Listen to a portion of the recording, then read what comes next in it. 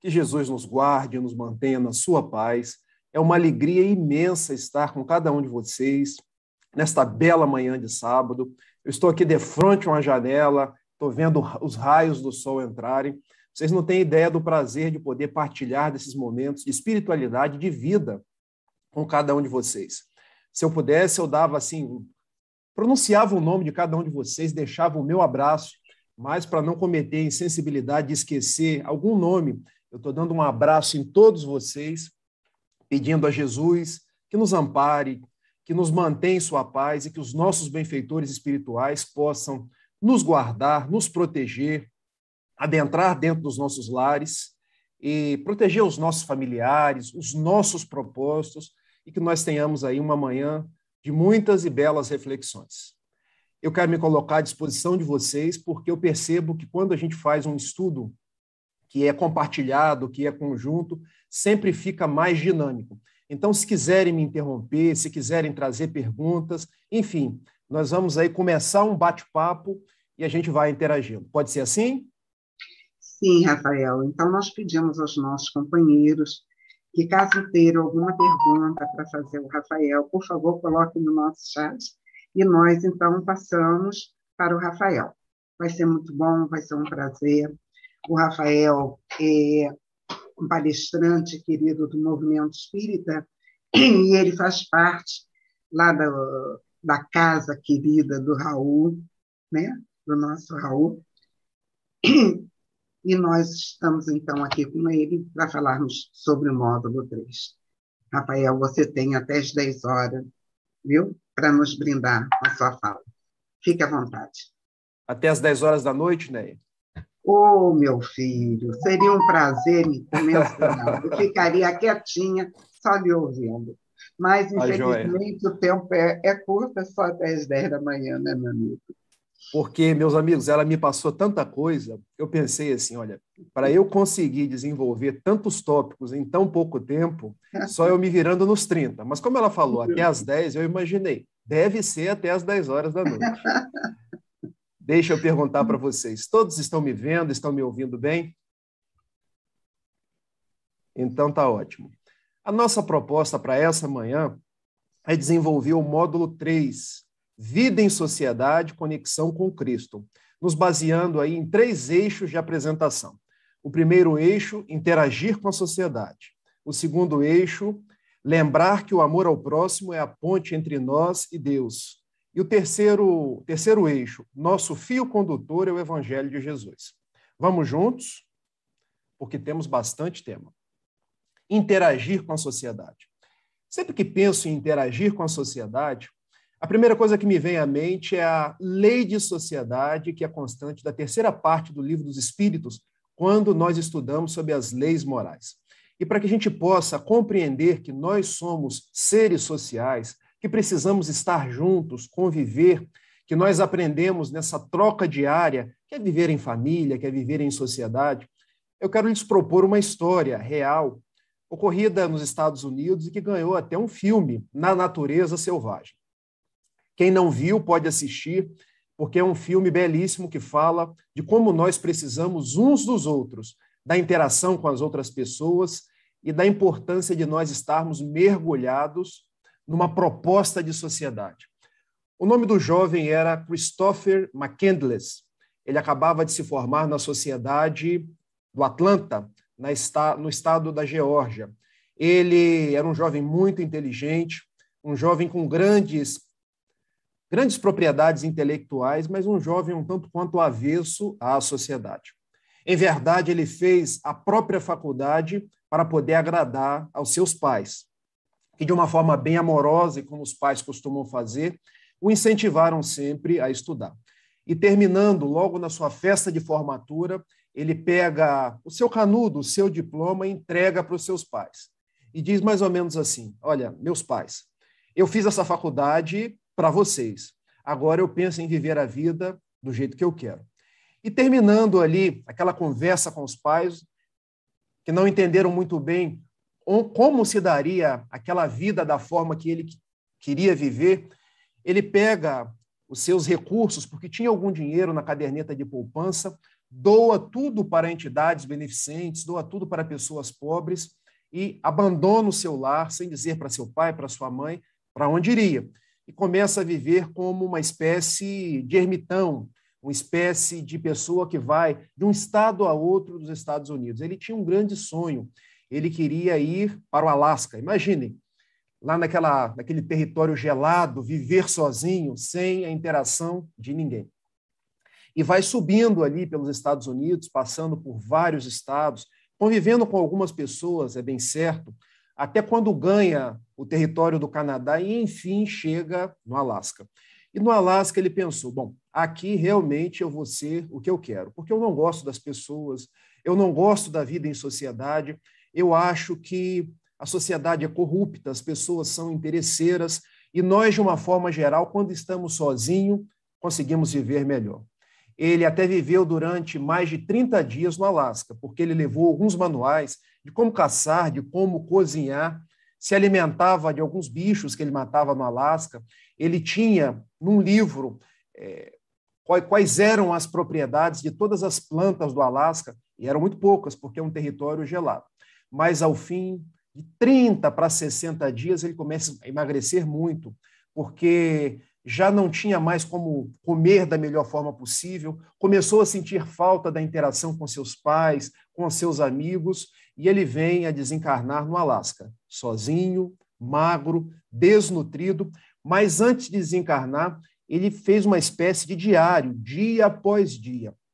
E as páginas do seu diário, a página final diz mais ou menos assim: nós somos seres sociais, nós precisamos uns dos outros. É na convivência que nós crescemos. Todo aquele que quiser fugir do mundo a pretexto de se elevar, vai encontrar na própria solidão a consequência de que precisaria do mundo, das outras pessoas, para poder crescer. Então, só existe vida quando estamos uns com os outros.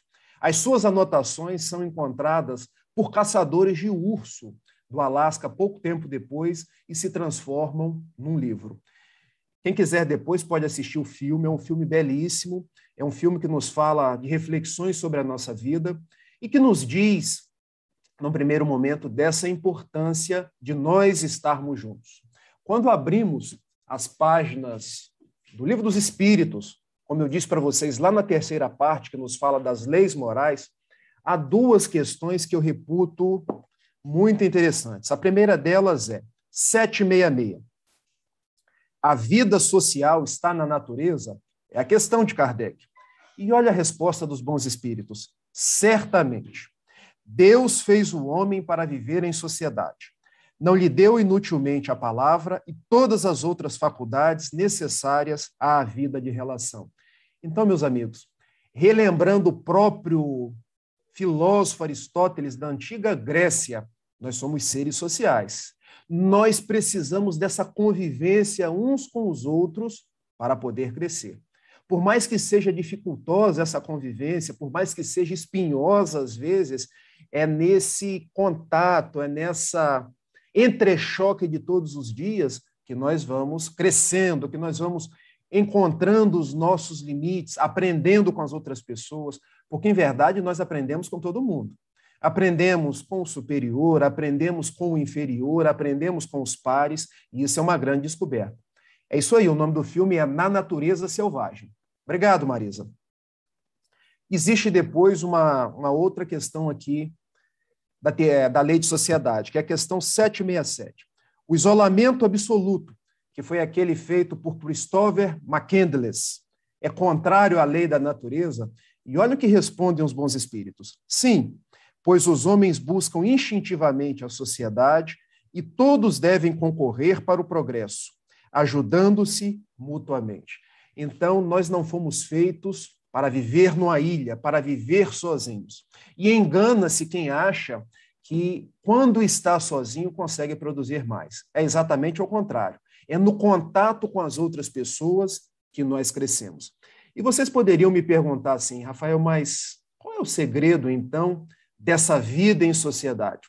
Como nós podemos conviver com as outras pessoas sem tantas marcas, sem tantas brigas, sem essas questões do dia a dia, porque a gente sabe como como é difícil viver com as outras pessoas. É difícil, mas é possível e prazeroso. Nós que estamos vindo aí em um período de quarentena, bastante tempo dentro de casa, imagine, vivendo muito tempo com a esposa, vivendo muito tempo com os filhos, vivendo muito tempo com a família. É um processo bom de estar junto, de poder conviver, mas essa convivência durante muito tempo, ela deixa algumas cicatrizes, porque o nosso pensamento é diferente da outra pessoa, o nosso espaço é diferente da outra pessoa. E para que nós possamos começar a mergulhar aí nesse segredo da convivência, eu quero contar para vocês uma fábula da época do gelo, que eu tenho certeza que muitos de vocês conhecem, a fábula dos porcos-espinhos, porque talvez seja aí uma grande proposta para a gente aprender a conviver. Porque, vejam, naquela época, na época glacial, nevava, e os porcos-espinhos começavam a morrer de frio. E eles se deram conta do seguinte: puxa vida, o nosso calor corporal não está sendo suficiente para nos aquecer e nos manter vivos. A gente precisa se aproximar para poder, um com o calor do corpo do outro, conseguir nos manter aquecidos e fazer frente às dificuldades da própria natureza. Mas aí começou a ocorrer um problema. Porque quando a gente se aproxima muito, o que o porco-espinho tem, gente? Pois é, espinho. E será que nós, nos dias de hoje, somos tal qual o porco-espinho? Essa é uma grande conclusão, porque muitas vezes a gente vê o espinho do outro, mas não vê o nosso próprio espinho. Não é isso que Jesus nos diz? Porque vê o argueiro no olho do outro e não vê a trave no seu olho. Argueiro, gente, é cisco, porque a gente tem a capacidade de ver um cisquinho no olho da outra pessoa e não ver uma trave que está no nosso.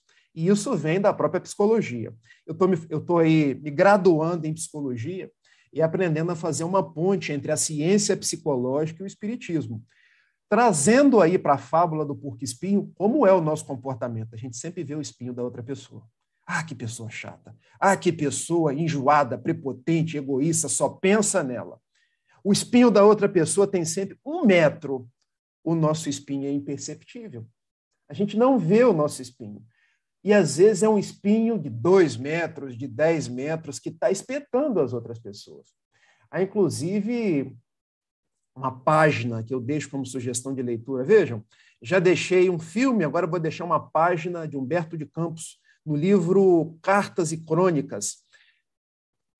A página chama-se Treino para a Morte.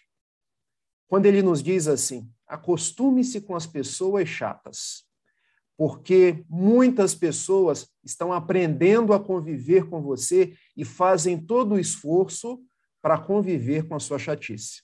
Porque, em verdade, a gente acha o outro chato, mas não vê que nós somos chatos e as pessoas fazem esforço para conviver conosco.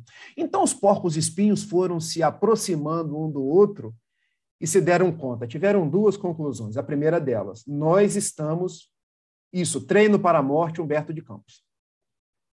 Nós estamos aí nos aquecendo, mas a gente acaba morrendo por um outro fator, porque o meu espinho vai ferindo e matando o outro porco-espinho.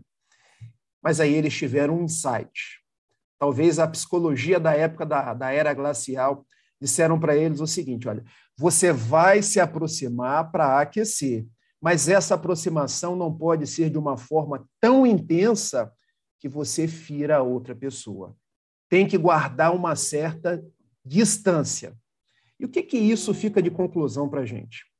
Nós já sabemos, pelas questões do Livro dos Espíritos e pela própria história de Christopher McCandless, que nós podemos e precisamos estar juntos, mas a gente não pode interferir na vida da outra pessoa. Nós não podemos começar a fazer sombra na vida da outra pessoa, porque senão a gente tolhe a individualidade dela. Então, qual é o segredo da vida social? Estar junto, porque na convivência a gente aprende. Mas esse estar junto não quer dizer que eu vou monopolizar a outra pessoa, que eu não vou respeitar a sua idiosincrasia, a sua forma de viver, porque cada pessoa é um universo. Cada pessoa tem uma forma de ver o mundo. E vocês querem um exemplo? Casamento. Casamento é a melhor forma da gente aprender a viver em sociedade. Não estou dizendo que todo mundo precisa casar, não, tá, gente? Eu estou dizendo porque cada um sabe de si. Mas eu estou dizendo para vocês que quando eu me casei, eu aprendi muitas coisas. E eu vou dizer uma delas que vocês vão até rir. Eu estou hoje aqui em Niterói, mas sou nascido em Itapiruna, norte do estado do Rio de Janeiro, e morei muito tempo em Campos. E uma vez eu estava na cidade de Campos, eu disse assim para minha esposa, olha, agora nós vamos almoçar, porque daqui a pouco tem jogo do Botafogo. Imaginem, eu espio aí até no time de futebol que eu torço, porque torcer para o Botafogo é uma expiação. Estamos na segunda divisão, mas já aí divisando a primeira divisão. E a minha esposa respondeu assim para mim, olha, agora você não é eu, agora nós somos nós. Porque você não pode dizer o que você quer fazer. Nós precisamos entrar num consenso do que nós queremos e nós vamos fazer. Já reparou que você quer sempre fazer as suas coisas? Já se deu conta que eu não quero ver o jogo do Botafogo? Até porque eu não torço para time nenhum. Então, hoje você vai ver o jogo do Botafogo. Na semana que vem, nós vamos fazer um programa meu. E assim nós vamos aprendendo a dialogar. Então, o segredo da vida da sociedade é diálogo, respeito, renúncia. Porque eu tenho que aprender que o outro tem o seu espaço e, respeitando esse espaço, eu vou aprendendo a conviver com a outra pessoa. Existe uma poesia belíssima de Khalil Gibran, onde ele fala do cipestre e da tilha, que um nasce do lado do outro, mas um não pode fazer sombra para o outro, porque quando um faz sombra para o outro que não ganha a luz do sol acaba morrendo. Então nós vamos estar juntos, mas respeitando a individualidade um do outro para que a gente forme uma parceria. E nas palavras de Divaldo Pereira Franco, qual é a proposta? Aprender a conjugar o pronome da caridade nós ao invés do pronome do egoísmo eu. E qual é a grande dificuldade do mundo hoje? Nós conjugamos eu durante todo o tempo. Eu quero isso, eu voto na direita ou na esquerda, eu sou dessa forma, eu dou a primeira palavra, a última palavra, e é sempre a minha vontade que prevalece. Eu gosto muito de dar exemplos da minha família, porque aí a gente vai compreendendo. Não é a autobiografia, mas vai ficando uma coisa mais leve, mais fácil da gente entender. O meu pai gostava muito de pescar, e ele me levava sempre nas pescarias junto com ele. E o meu pai tinha uma didática de pescaria que era muito interessante. Ele me ensinou a pescar do seguinte jeito. Meu filho, é o seguinte, todas as vezes que nós viermos pescar, você tem que colocar na cabeça, o mundo é uma competição. Você tem que pegar o primeiro peixe, o último peixe, o maior peixe e a maior quantidade. Eu falei assim, meu pai, para que isso? Meu filho, pense, se você pegar o primeiro, você vai ser aplaudido. Se você pegar o último, você vai sair com um gostinho de que as pessoas, nossa, ele consegue sair deixando a impressão de que pegou a maior quantidade. A maior quantidade é porque quando forem abrir o puçá onde coloca os peixes que foram apanhados, todo mundo vai ver que você é o melhor pescador. E o maior peixe é para você contar a vantagem. Olha, peguei um peixe de 50 centímetros, de 40 centímetros, e eu entrava na ótica do meu pai. E onde eu cheguei com aquela ótica, era sempre frustração, porque eu não sabia pescar. Em verdade, quando eu ia colocar a isca no anzol, eu furava o dedo. Imaginem, eu acho que a tragédia para um pai pescador é um filho que não sabe pescar. Ficava eu e um colega do lado, o colega lançava a vara, pegava um, pegava dois, pegava três, eu não pegava nenhum. Imaginem como é que eu ficava. Frustrado, depressivo, chegava sempre em casa chorando, porque o mundo não é competição. Porque o mundo não é para pegar o primeiro, o último peixe, o mundo é para aprender a pescar. Guardem isso, meus amigos. Nós estamos no mundo para aprender, para nos tornar pessoas melhores, para ressignificar os nossos passos. Isso é aprender a viver em sociedade. Se eu começar a competir com a Nilza, eu estou falando da Nilza porque ela está do meu lado aqui, pelo menos na minha configuração, e está soltando um sorriso tão bonito, eu perco o meu valor essencial, porque eu sou diferente da Nilza. A minha competição será sempre comigo mesmo. Guardem isso. Ser uma pessoa melhor, ser a minha melhor expressão. Porque quando eu começo a competir com a Nilza, eu começo a perder a amizade da Nilza. Eu começo a deixar de aprender com a Nilza. E nós sabemos que durante todo momento nós estamos aprendendo uns com os outros. E a vida em sociedade, ela nos ensina porque nós somos grandes partes de uma mesma engrenagem. Todos nós somos importantes. Nós somos um grande concerto. Imaginem, a Nilza toca o trompete, a Maura toca o saxofone, e eu estou ali tocando o meu bumbo. O bumbo, ele é quase que, se errar no bumbo, estraga a orquestra inteira. Mas todos nós somos importantes. Se a pessoa do saxofone quiser aparecer mais, não tem orquestra. Então, nós estamos vivendo num mundo essencialmente individualista, onde essa característica é incentivada pela sociedade. Mas notem, ela é incentivada pela sociedade. Mas o que nos diz o Livro dos Espíritos? Questão 785. Quais são os vícios que atrapalham o nosso progresso? Orgulho e egoísmo. E, consequentemente, quais são os vícios que nos atrapalham de viver, de aprender, de crescer? O mesmo orgulho e o mesmo egoísmo. Quando nós migramos para a questão 913 do Livro dos Espíritos, qual é o vício mais radical? Egoísmo. E o que é egoísmo? Ego, eu. Ismo, adoecimento do eu. Eu só penso em mim. Se a farinha é pouco, o meu pirão primeiro. Então, imaginem, eu tenho um mestre que, quando tinha pouca comida, o que ele fez? Multiplicou pães e peixes.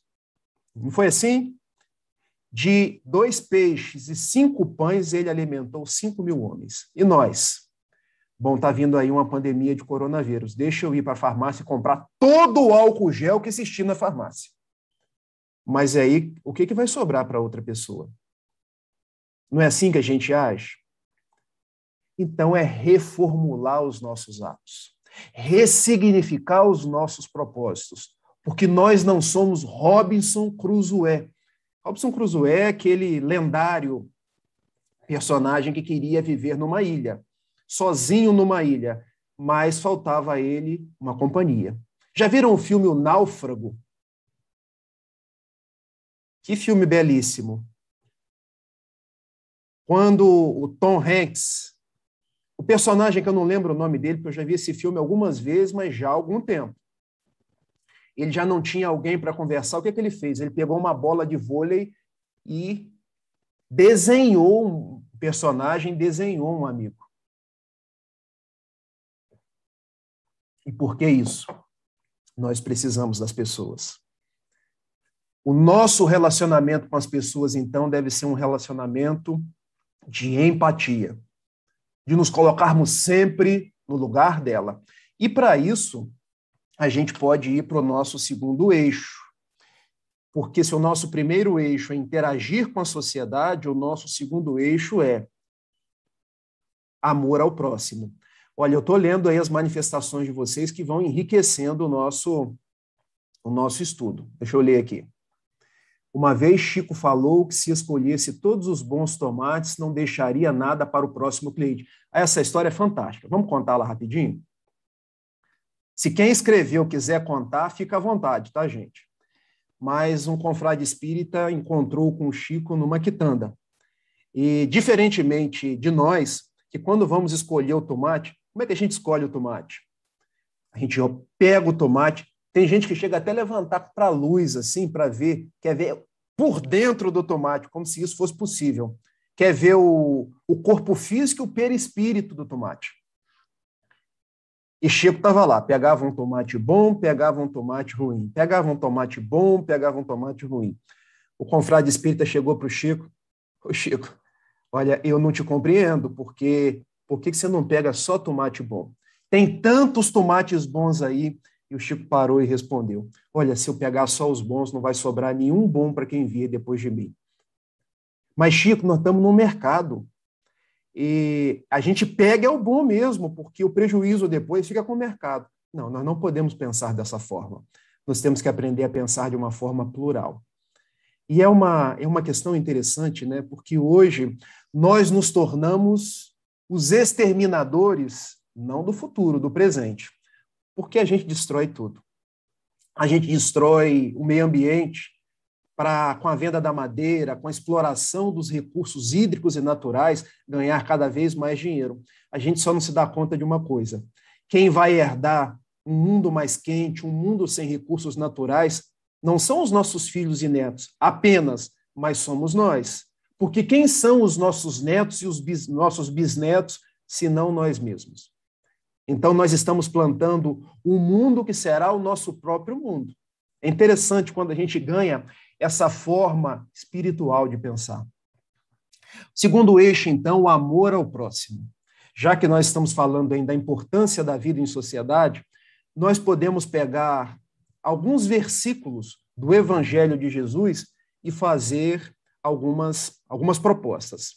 E eu tenho aí 3 versículos do Evangelho de Jesus que eu gosto muito, que eu posso dizer para vocês que são os meus preferidos e que igualmente são norteadores para a nossa vida em sociedade. O primeiro deles está em Mateus capítulo 7, versículo 12. Se quiserem até depois ir lá e conferir, porque esse versículo é lindo. Não façais a outrem o que não quereis que outrem se vos faça. Vamos trazer isso para a afirmativa, que talvez fique mais fácil da gente entender. Jesus falou na negativa, para ficar mais assertivo, a gente traz para a positividade, para a linguagem da neurolinguística. Só façais a outrem aquilo que quereis que outrem se vos faça. É a nossa forma de nos relacionar. Então, se eu quero que o outro seja simples, como eu vou ser? Simples. Se eu quero que o outro não seja, vou usar uma expressão bem interiorana, bem de Itapiruna, carne de pescoço, eu não vou ser carne de pescoço. Se eu quero que o outro não seja, outra expressão bem da minha cidade. Gente, eu já frequento o ENEF, tá? Lá no Polo 17, o Polo Efraim. Se eu não quero que o outro seja espírito de porco, eu não vou ser espírito de porco. Um dia eu era jovem, um tio meu chegou para mim e disse assim, meu filho, você é um espírito de porco. Eu pensei, meu Deus do céu, o que é ser um espírito de porco? Fiquei refletindo com aquilo e, meu tio, o que é ser um espírito de porco? Você já percebeu que você é sempre do contra? Quando a gente vai fazer uma coisa, você não quer fazer. Quando todo mundo está marchando de um jeito, você vai do outro jeito. Quando alguém coloca uma roupa bonita, você coloca sempre um defeito. Quando a comida está apetitosa, você fala sempre que está sem sal. Pare de ser o espírito de porco e comece a ver o lado positivo das coisas e das pessoas. Porque aí você vai fazendo a outrem o que gostaria que outrem se vos fizesse. Essa é a nossa regra de relacionamento. E eu aprendi que tinha remédio contra ser espírito de porco, eu poderia me evangelizar. O grande problema é que muitas vezes a gente acha que o espírito de porco é a outra pessoa. É ou não é? Sem nos dar conta que o espírito de porco muitas vezes aparece quando nós olhamos no espelho da própria casa. Nós não nos damos conta disso. E espírita, então, acha que ele nunca é espírito de porco. Afinal, se eu sou espírita, eu sou sempre o melhor, eu tenho sempre a razão. Gente, eu vou contar uma coisa para vocês. O Chico Xavier...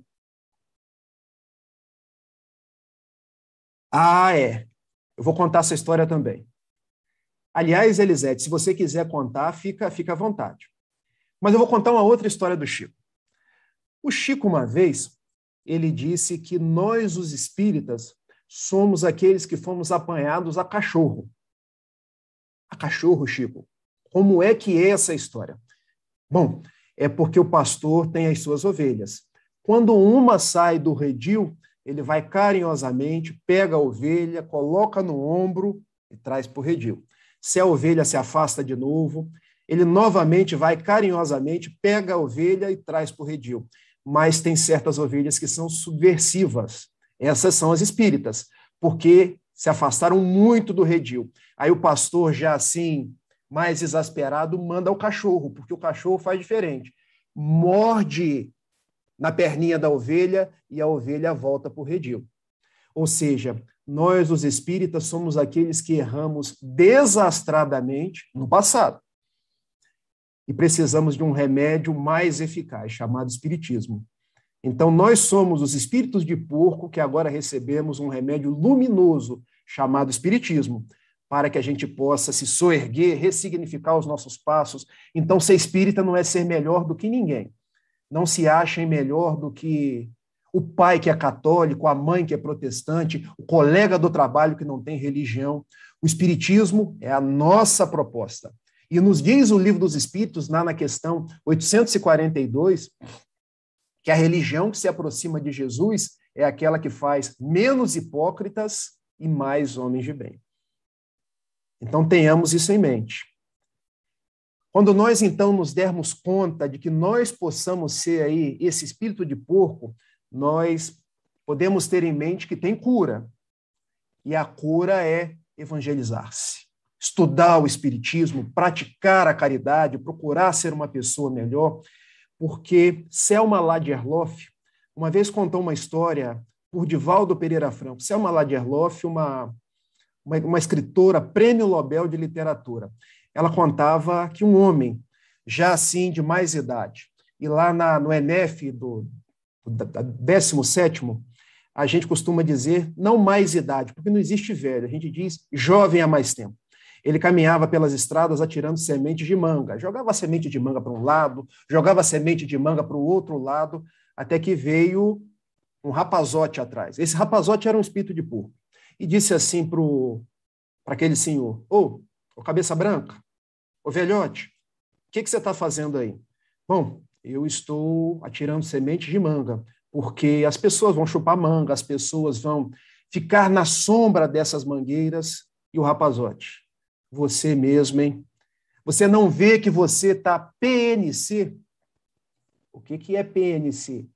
Pé na cova. O espírita poderia dizer assim, PND, pena desencarnação.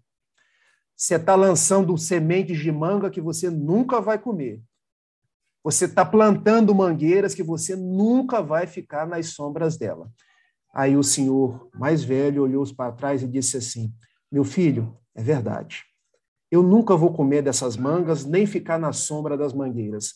Mas eu passei a vida inteira comendo de mangueiras que eu não plantei. E me acolhendo em sombras de árvores que eu também não plantei. Eu estou fazendo a minha parte.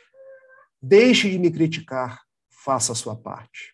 Então, trazer Jesus para os nossos dias é parar de tanta crítica, é parar de tanta divisão, de tanta intolerância e fazer o que tiver ao nosso alcance para que o mundo seja melhor. O nosso amigo aqui nos contou a história da barata.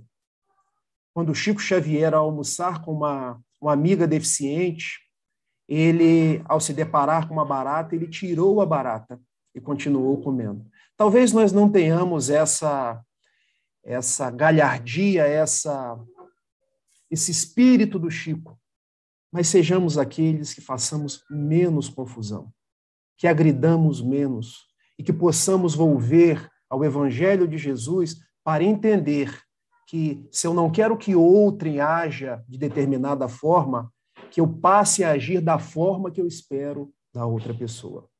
Esse é o primeiro segredo que o Evangelho de Jesus nos traz. Mas, vocês lembram que eu falei de 3 versículos? O segundo versículo está lá em João, capítulo 15, versículo 12, quando Jesus nos diz: o meu mandamento é este, que vocês vos amem como eu vos tenho amado. Notem, Jesus não nos disse que o mandamento dele era tornar todo mundo católico. Não nos disse que o mandamento dele era tornar todo mundo espírita. Mas ele disse que o mandamento dele era que nós nos amássemos como ele nos amou. Então ele nos deixou não uma religião, mas uma proposta. A proposta de amar. E eu faço uma pergunta para vocês. Eu gosto de estudar o Novo Testamento, o Velho Testamento. Qual é a diferença do amor trazido por Jesus do amor que nos foi deixado por Moisés? Vocês sabem?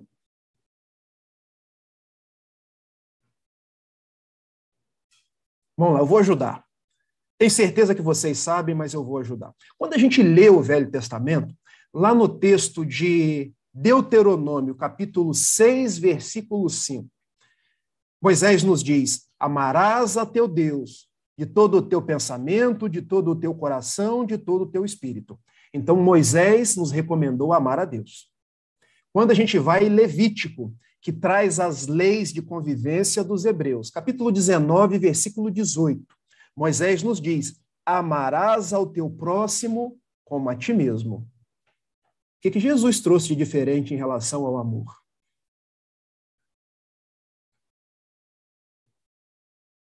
O amor aos inimigos. O amor a quem pensa diferente. O amor em quem age diferente de nós. Quando a gente vai em Mateus, capítulo 5, versículos 43 e 44, ouvistes o que foi dito, amarás o teu próximo e odiarás o teu inimigo, mas eu vos digo, amai os vossos inimigos.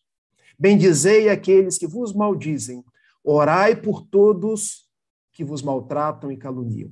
Então Moisés já deixou o amor a Deus, o amor ao próximo, mas Jesus coroou com o amor ao inimigo. Porque os hebreus queriam a morte dos inimigos. Mas Jesus falou do amor ao inimigo, do amor ao samaritano que pensava diferente de mim, do amor àquele que pensa não igual a mim. E nisso a gente pode contextualizar na sociedade do mundo moderno. Porque o que nós estamos fazendo hoje? Construindo muros entre as pessoas. Não é isso que nós estamos fazendo? E de um lado do muro a gente coloca, esse vota na direita. Se eu voto na esquerda, esse é meu inimigo. Mas foi Jesus que acabou com os muros, porque ele acabou com o muro entre o judaísmo e os samaritanos, dizendo que nós deveríamos amar a todos. O protestante elege um muro contra aquele que é da Umbanda. E nós vemos perseguições ainda nos dias atuais de crianças, de jovens que foram mortas por praticarem a Umbanda. Nós vemos nos dias atuais pessoas que são mortas porque são das comunidades. Porque, às vezes, pessoas que estão nas faixas, parcelas mais ricas da sociedade, acham que quem está na comunidade é traficante, é bandido, é pessoa mal instruída. Então, inimigo, meus amigos, não é apenas aquele que me bate, aquele que me fere, porque hoje nós estamos considerando inimigo quem pensa diferente de nós, quem vota diferente de nós. E a proposta de Jesus, ela está lá em Lucas, no capítulo 15, quando ele nos conta 3 parábolas. A primeira parábola, a parábola da dracma perdida. A segunda parábola, a parábola da ovelha perdida. E a terceira parábola do filho pródigo. Nos ensinando que conviver em sociedade não é desunir, afastar, mas é unir. Ter o senso da pluralidade. Por isso, Bezerra de Menezes, ele nos dizia, porque hoje nós estamos criando divisões no movimento espírita. Eu, às vezes, abro a internet e vejo assim, espírita conservador, espírita progressista. Eu pergunto ao meu amigo Alexandre, que é uma referência para mim, é alguém que é um líder, porque eu também sou médium, aprendiz da mediunidade.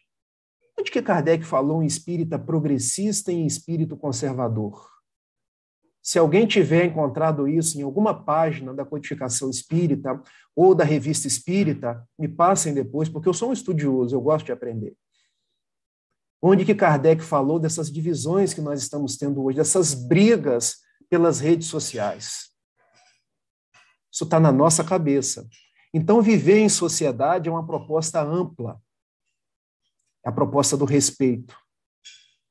E nós não estamos respeitando. Quando a gente vê um e-mail mandado por um espírita, sai raiva, sai ódio.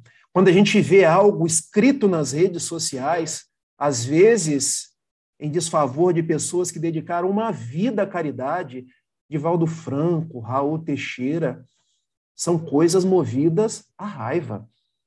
Jesus nos falou do amor. Então, que nós possamos ser aqueles que amamos, porque o partido de Jesus é o partido do acerto, é verdade, mas não é o partido daqueles que odeiam. Porque é interessante como as pessoas tendem a ver o nosso tecido social hoje. É o seguinte, existe o erro e existe o equívoco, o velho maniqueísmo. Jesus é o acerto e o erro é contra Jesus. Então, se eu estou no partido de quem está com Jesus, eu odeio quem está contra Jesus. Mas se eu odeio quem está contra Jesus, se eu odeio quem está praticando o aborto, se eu odeio, eu também estou contra Jesus. Vocês percebem isso? O ódio nos coloca contra Jesus. Então, qual é a nossa proposta cristã? Nos afastar do equívoco, mas não odiar aquele que está no equívoco. Vocês compreendem isso? Isso é importantíssimo. Então, se uma mulher pratica o aborto, eu sou contra o ato, eu não sou contra a mulher. Foi isso que o profeta Ezequiel, lá no capítulo 33, versículo 11, nos diz. Deus quer a morte do pecado, não do pecador. O pecador, ele quer que se soerga e viva. Quando foram levar uma mulher em adultério ao contato de Jesus, aquele que não tiver a primeira pedra, aquele que não tiver nenhum pecado, que atire a primeira pedra. Mas nós estamos atirando todas as pedras possíveis. E as pedras hoje não são pedras que a gente pega no chão, são pedras das redes sociais. Porque a gente ataca pelo WhatsApp, e às vezes usando até pseudônimo, perfis fakes. A gente ataca pelo Facebook, pelo Instagram. Então, viver em sociedade é esse compromisso de empatia, de aceitar o outro por aquilo que ele é, por aquilo que ele representa, pelos seus valores. Quando eu olhar qualquer um de vocês, eu não vou olhar em quem vocês votam. Qual é a expressão da sua sexualidade, qual é a cor da sua religião, eu vou olhar os seus valores. Eu vou olhar que você é um filho de Deus, o meu próximo. Porque próximo não é quem pensa igual a mim. Próximo, João capítulo 15, versículo 12. Amai-vos todos, assim como eu vos amei. Então, o significado profundo disso é acabar com os muros, construir pontes. Gente, construir pontes não é deixar de propiciar que aquele que errou tenha que se acertar com a lei, mas eu não vou me vingar de ninguém. Eu não vou ser a clava da justiça na minha mão.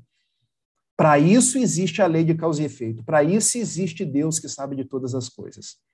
E eu não vou amar da mesma forma a minha filha que está aqui do meu lado, Clara, de 3 anos, daquele que é um inimigo meu. Quando a gente vai na questão 887 do Livro dos Espíritos, amar os inimigos é renunciar à vingança. É devolver o mal com o bem. Porque se eu devolvo o mal com o mal, eu estou entrando no mesmo diapasão. Quando a gente recebe um espírito em desequilíbrio nas nossas reuniões mediúnicas, o desequilíbrio dele está em porque ele odeia, porque ele quer se vingar. O nosso desequilíbrio está porque a gente está na mesma faixa daqueles que odeiam. Dizendo que seguimos Jesus, mas odiando da mesma forma. Então, viver em sociedade é uma proposta de amar cada vez mais, respeitar cada vez mais. Porque se eu falei em 3 versículos, o terceiro versículo é João capítulo 15, versículo 15. Já não vos chamo servos, porque um servo não sabe o que faz o seu senhor. Mas eu vos chamo amigos, porque tudo que recebi do Pai vos tenho dado a conhecer. Jesus é nosso amigo, ele está conosco em todos os momentos. E ele tem nos ensinado a ser amigos uns dos outros, da mesma forma que ele é o nosso modelo e o nosso guia. Pensemos nisso. E sigamos em frente, sigamos em paz, porque nós temos aí um terceiro eixo, fio condutor, que é Jesus. Se nós queremos viver em sociedade, nós temos uma premissa: amar ao nosso próximo. E a referência de amor ao próximo é Jesus. Até os meus 18 anos eu era católico. Cheguei a ser chamado para ser sacerdote, para entrar no seminário. Imaginem, poderia estar numa igreja hoje celebrando missa. E tinha uma canção do padre Zezinho, que eu nunca me esqueci. Só não me peçam para cantar, porque se eu cantar, as janelinhas começam a fechar. Porque a minha voz, como se diz lá no interior, é de taquara rachada. Mas o padre Zezinho cantava, e eu vou dizer mais ou menos assim: Um dia uma criança me parou, olhou-me nos meus olhos a sorrir, caneta e papel na sua mão, tarefa escolar para cumprir. E perguntou-me no meio de um sorriso que é preciso para ser feliz. Amar como Jesus amou, sonhar como Jesus sonhou, pensar como Jesus pensou, viver como Jesus viveu, sentir o que Jesus sentia, servir como Jesus servia, e ao chegar ao final do dia, eu sei que eu morreria muito mais feliz. Eu acho que o Padre Zezinho leu o Livro dos Espíritos, porque a definição do Padre Zezinho é perfeição da questão 625. Quando Kardec indaga aos imortais qual o tipo mais perfeito que Deus nos mandou como modelo e guia, Jesus. A menor resposta do Livro dos Espíritos. Se Jesus é o nosso modelo, é para a gente copiar. Amar como ele amou, servir como ele serviu. Se Jesus é o nosso guia, é para a gente seguir. Jesus acolheu a mulher adulta. Jesus atendeu as pessoas com hanseníase. Jesus jantou na casa de um cobrador de impostos, Zaqueu. E Zaqueu, eu sempre quis dizer isso, mas nunca podia, porque eu não tinha referência. Zaqueu é Bezerra de Menezes. Quem disse isso foi Leon Tolstói, a nossa querida Ivone do Amaral Pereira. E isso vai constar do livro de Luciano Klein, uma biografia de mais de 1.100 páginas do querido médico dos pobres. Jesus esteve na casa de Zaqueu, um cobrador de impostos, mas aquele que se entregou de uma tal forma que disse, se eu defraudei alguém, eu vou restituir 4 vezes mais, e nesse instante eu vou doar todos os meus bens, metade dos meus bens aos pobres. E na farmácia do Riachuelo, quando chega uma mãe, um filho doente, e doutor Bezerra de Menezes, Zaqueu, reencarnado. Olha, o problema do seu filho é fome, mas eu não tenho como comprar nada, nem mantimentos, nem remédios, e ele tira, ainda na promessa de Zaqueu, eis que eu vou restituir 4 vezes mais e vou doar dos meus bens. Ele tira do anel e dá para aquela mãe. Jesus foi aquele que foi crucificado no meio de 2 ladrões. Dimas, o bom ladrão, e Giestas, aquele que não era tão bom assim, mas hoje deve estar muito mais iluminado do que nós. Como que a gente trata os ladrões hoje? Vai para a porta da delegacia linchar. Como que a gente trata os rancenianos? Olha, não chega perto de mim não, que isso contamina. Como que a gente trata as prostitutas? Essa não merece o reino dos céus. Como que a gente trata aqueles que são os perseguidos? Esses aí são aqueles que estão lá na comunidade. Nós estamos tendo os preconceitos que Jesus não teve. Nós estamos fazendo as divisões que Jesus não fez. O nosso modelo é Jesus. O modelo de quem falava sim, sim, não, não. O modelo da ética, do amor, do perdão, da paz. Meus amigos, se nós queremos aprender a viver em sociedade, que nós possamos trazer Jesus para os nossos dias, para as nossas reflexões, para a nossa vivência. Como está o culto do nosso evangelho no lar? Estamos fazendo? Se não, é hora. Mas está tão feia a situação aqui em casa, faça mais de uma vez, faça 2 vezes, faça 3, faça todos os dias. Mas Jesus precisa ser a tônica dos nossos passos. Quando as lágrimas teimarem em rolar, Jesus, olha, não vos peço que me tire as lágrimas, mas me dê força para que elas caiam e eu não perca a esperança. Quando a doença nos visitar, Jesus, eu não vou pedir a cura, mas eu vou pedir que você me propicie aprender o que eu tenho que aprender com essa doença. Quando alguém retornar para o plano espiritual, seja de Covid, de morte morrida, de morte matada, porque morrer é viver. Jesus, está doendo, eu sinto saudade. Mas eu sei que na outra vida, como diz Amélia Rodrigues, eles vivem. E o plano espiritual não é lá. Como dizem aqueles que acham que estão indo para um céu, nem é cá, como dizem aqueles que acham que estão indo para um inferno ou para os umbrais, porque a gente tende a substituir inferno por umbral e céu por nosso lar. O plano espiritual é do nosso lado. Os nossos seres amados estão pertinho de nós, apenas em outra faixa de vibração. Meus amigos, viver em sociedade é agir como Jesus agia e trazer ele para a tônica das nossas reflexões. Eu agradeço a cada um de vocês a paciência, a participação e termino com uma oração de José Silvério Horta, Antologia dos Imortais, pela psicografia inolvidável de Francisco Cândido Xavier, quando ele nos disse: louvado seja Senhor Jesus, na glória imortal do lar celeste, pelos bens que tu nos destes no evangelho da nossa redenção, na tarefa renovada que o teu olhar nos consente, de espíritos reverentes nós rogamos pelo teu amor.